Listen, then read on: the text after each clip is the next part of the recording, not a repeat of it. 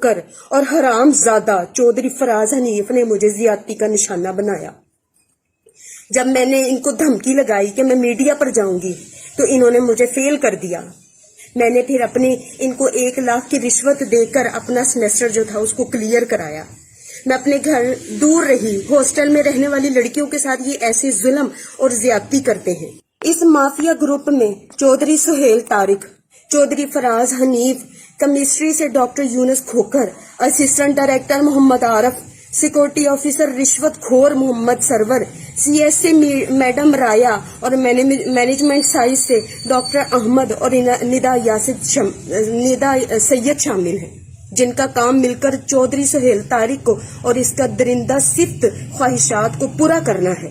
اور اس سلسلے میں ہم وائس چانسلر کو درخواست کئی بار لکھ چکے ہیں، لیکن ہماری فریاد کو کسی نے نہیں سنا۔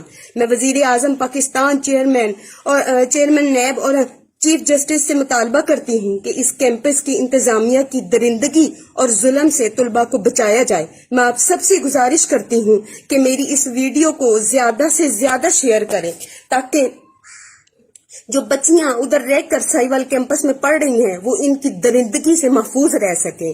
تو میری آپ سب سے گزارش ہے کہ میری اس ویڈیو کو زیادہ سے زیادہ لوگوں کے ساتھ شیئر کریں۔